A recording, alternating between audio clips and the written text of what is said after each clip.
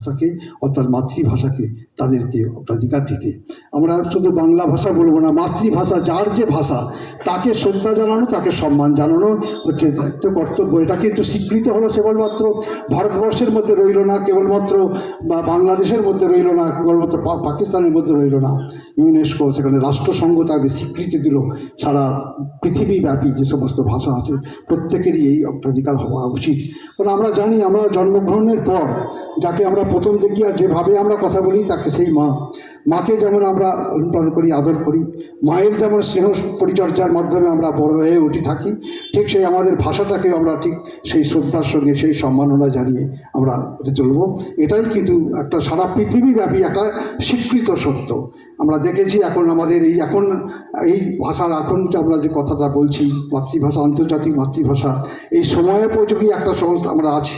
বেশ কিছু সংস্থা তারা জোর করে একটা চাপিয়ে দেওয়ার বা বাংলা কথা বলার জন্যে তাদের নানা রকমভাবে হয়তো আক্রমণ হয়, সেটা থেকেও একটা শিক্ষা আমাদের লাভ করতে হবে।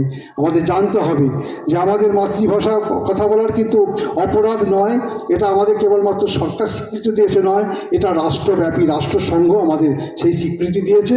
সেই স্বীকৃত মান্যতাকে দিয়ে আমরা আগামী দিনে আমরা যাতে চলতে পারি, সেই পথ দেখাতে পারি, এটাও একটা শিক্ষামূলক। তাই আজকে আমি যে কথা দিয়ে শুরু করেছিলাম, আজকের দিনটা একটা অত্যন্ত উল্লেখযোগ্য এবং তাৎপর্যপূর্ণ এবং ঐতিহাসিক দিগন্ত।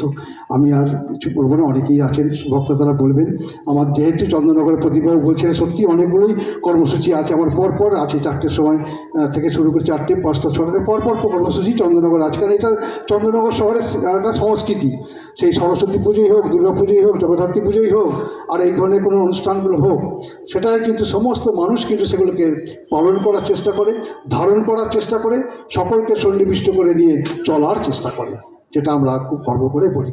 এখানে আমাদের অত্যন্ত শ্রদ্ধেয় ব্যক্তি আমাদের বিশ্ববাবু আছেন, বিস্তারিতভাবে যার কথা আপনারা সকলেই হয়তো সমৃদ্ধ হবেন সম্পর্কে।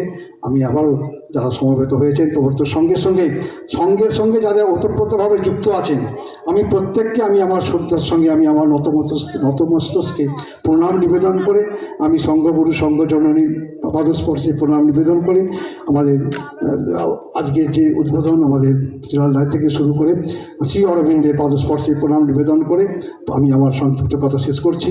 আপনারা সবাই ভালো থাকুন, সুস্থ থাকুন। প্রবর্তক মন্দির, আমাদের বিদ্যা মন্দির থেকে যে সমস্ত ছাত্রীরা এবং শিক্ষিকা যে অনুষ্ঠানটি করলেন, সুন্দর একটি মনোরম অনুষ্ঠান হয়েছে, সুন্দর অনুষ্ঠান হয়েছে। আমার ভালো লাগলো, এবং ভালো লাগলো এই জন্যেই তাদের এই স্কুলটার সঙ্গেও আমাদের একজন বিশ্বকবি একটা পদস্পর্শে ধন্য, অর্থাৎ বিশ্বকবি রবীন্দ্রনাথ ঠাকুর চন্দ্রনগরে যে কটিও স্কুলে এসেছিলেন, কালীলাল আমাদের কৃষ্ণভাবনী বিদ্যা মন্দির, সেখানে আমাদের একটা আন্দোলন হয়েছিল। আমাদের যদিও বিভক্ত ভারতবর্ষের আমরা বলি যে যখন আমাদের ভারতবর্ষ ভাগ হয়ে গেল 1947 সালে 15ই আগস্ট, যে কোনোভাবেই হোক না কেন কিছু মানুষকে, অর্থাৎ পূর্ব প্রান্তের মানুষগুলোকে তাদের যেমন হলো পূর্ব পাকিস্তান, পিছনে হয়ে গেল পশ্চিম পাকিস্তান, শুধু ধর্মের ভিত্তিতে একবার ভাগাভাগি হয়ে গেল। পূর্ব পাকিস্তান যেখানে হলো সেখানে কিন্তু তাদের মাতৃভাষা কিন্তু তাদের বাংলায়, এবং পশ্চিম পাকিস্তান যেটা তাদের উর্দু। এখানে চাপিয়ে দেওয়া হলো জোর করে বাংলা ভাষা নয়, সমস্ত উর্দুকেই প্রধান ভাষা হিসেবে হলো।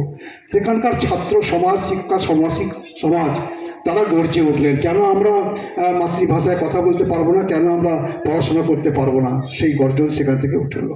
তাই 1952 সালের 21শে ফেব্রুয়ারি তারা একটা শান্তিপূর্ণভাবে একটা মিছিলের আহ্বান করেছিলেন ঢাকা শহরে। সেখানে আমরা দেখলাম ঢাকা শহরে সেই মিছিলের নির্বিচারে গুলি চলল। আজকে বরকত থেকে শুরু করে, জব্বর থেকে শুরু করে, আমাদের রফিক থেকে শুরু করে একের পর এক মানুষ তাদের উঠে পড়লো রক্তের পায়ে নিয়ে, এবং অনেক মানুষ আহত হয়ে গেলেন। আজকে সেই দিনটা কিন্তু ভুলবার নয়, সেদিনে কিন্তু সেখান থেকেও সেই ছাত্র আন্দোলন কিন্তু থেমে থাকে।